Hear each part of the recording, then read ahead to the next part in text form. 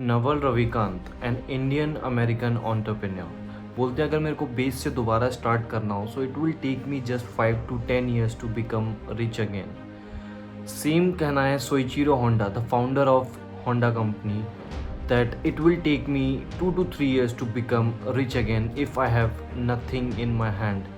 So what are those secrets that they know and you don't?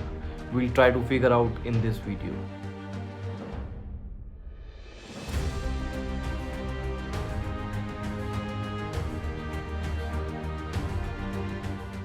Hi, नमस्कार, मेरा नाम है Mrigank Arya and I'm an online business educator and an entrepreneur myself.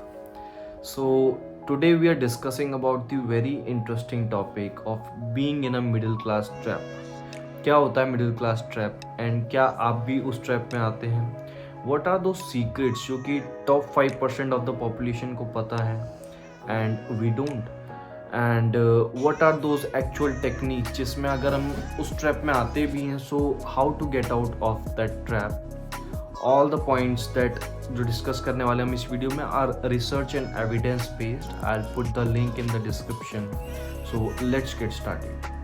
सो सबसे पहले तो ये समझना इम्पॉर्टेंट है कि what is the definition of middle class. Middle class actual में बोलते किसे हैं?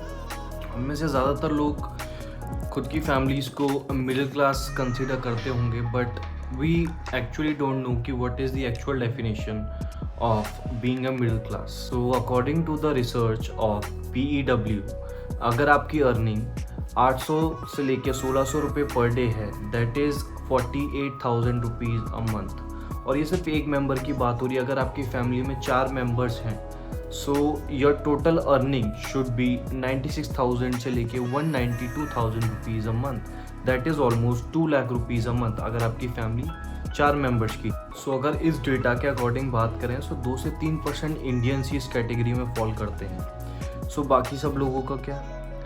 बाकी सब लोग जो है आइदर या तो लोअर मिडिल क्लास ग्रुप में आते हैं और पुअर क्लास ग्रुप में आते हैं।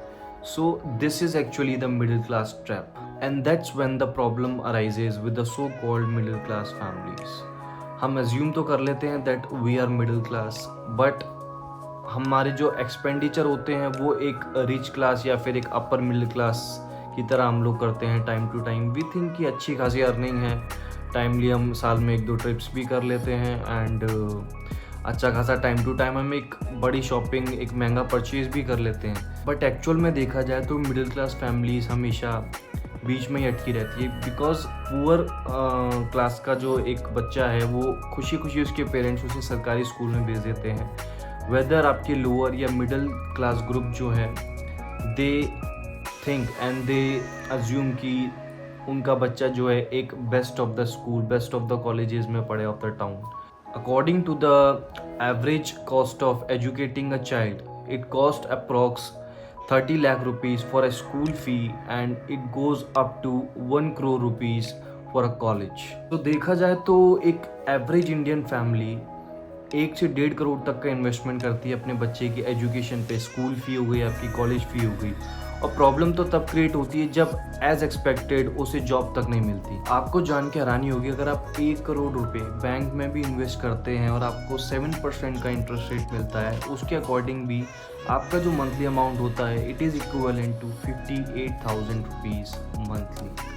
सो इन कॉन्ट्रास्ट अगर आपने एजुकेशन में अपने बच्चे की 1 करोड़ रुपए इन्वेस्ट करें सो उसका अगर डे 1 से 58,000 रुपीज़ मंथली भी लेट से अगर ही अर्न्स, तब जाके तो वो अपना एजुकेशन अमाउंट ही क्लोज कर पाएगा। उसके बाद अगर उसकी एक्स्ट्रा अर्निंग होती है तब बात आती है कि वो कुछ सेविंग करके आगे बढ़ सकता है। तो one of the top companies की भी अगर बात की जाए, HCL की अगर बात करें तो 2013 में उनकी जो एवरेज मंथली सैलरी थी दैट वाज अराउंड 25,000, करेक्ट। 2023 में अगर बात करें that is about 30,000 rupees, which is approximately about 5 to 6% का इंक्रीमेंट आया। एंड इट इज़ एक्सपेक्टेड कि 2033 में that amount will vary to 36,000 monthly. तो एक्चुअल में अगर किसी का बेनिफिट होता है तो वो होता है इन बड़ी बड़ी ऑर्गेनाइजेशन एंड बैंक्स का, जो आपको इंटरेस्ट पे लोन अमाउंट्स देती हैं। इतना ही नहीं, these companies try to make you look rich in front of yourself. आपकी आंखों के सामने आपकी को इस तरीके से दिखाएंगे कि you are rich, you are earning well, and white collar jobs इनके लिए एक परफेक्ट सेगमेंट होता है लोन बेस का। तो you are eligible to take any time 15-20 lakh 25 lakh का लोन। सो बेसिकली ये इनका बेसिकली टारगेट सेगमेंट होता है। So banks and these organization make you a fool by thinking that now आपकी कैपेबिलिटी बढ़ चुकी है to own a car, to own a home, by giving you car loan and home loans. But actual में we don't calculate कि what it cost. अगर आप 10 लाख का भी एक कार अमाउंट लेते हैं फॉर 5 years, इट विल रफली आपकी 20,500 रुपये की EMI मंथली बैठती है।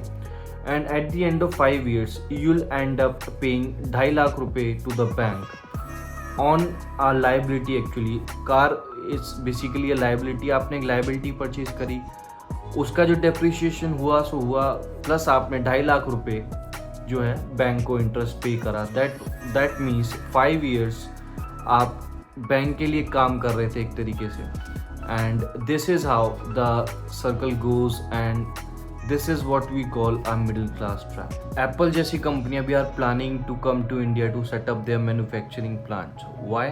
Because they made a profit of 94 billion in profits from India only.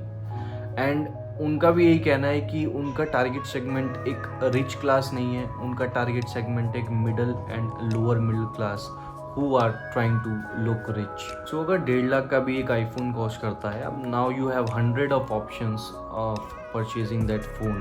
0 down payment पे आप फ़ोन ले लीजिए। So basically I think you have understood the crux. So I hope अब तक आपको ये चीज़ क्लियर हो गई होगी कि most of the Indian families एक मिडिल क्लास फैमिलीज में आती ही नहीं है। Either they come into lower middle class families or poor class families, right? Secondly, being wealthy, being rich, and try to look rich and try to look wealthy are two different things. So that was my aim to make you understand अब तक भी हमारा जो discussion हुआ। Now what are the actual solution, what to do about it? अगर we now realize कि ये situation है, अब इससे कैसे बाहर निकलें, and what are the actual techniques जो हमें फॉलो करनी चाहिए। व्हाट टू डू के 3 इजी स्टेप्स हैं। The number 1 is ask yourself every time you make a purchase. जब भी आप कोई परचेज करें, आस्क योरसेल्फ कि इज इट अ एसेट और इज इट अ लायबिलिटी। क्या ये चीज़ मेरा पैसा बढ़ाने में हेल्प करेगी मेरे को, या ये चीज़ मेरा पैसा depreciate. So the second step is build asset first. Asset first building का मतलब है कि पहले आपको एक एसेट क्लास बिल्ड करनी चाहिए। उसके उन एसेट से जो भी आपको रिटर्न मिलता है, that will pay for your expenses, needs and everything. उस पॉइंट को बोला जाता है फाइनेंशियल फ्रीडम।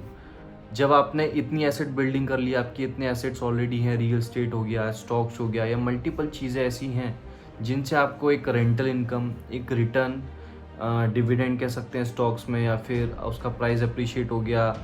सो बेसिकली अगर इस टाइप की रिटर्न आपकी नीड्स एंड आपकी जो रिक्वायरमेंट्स उसको फुलफिल करती है, उस स्टेज को फाइनेंशियल फ्रीडम बोलते हैं, and that is should be our main goal. The third step is income streams. Most of us are dependent only on one income stream, and that is a job or a single business.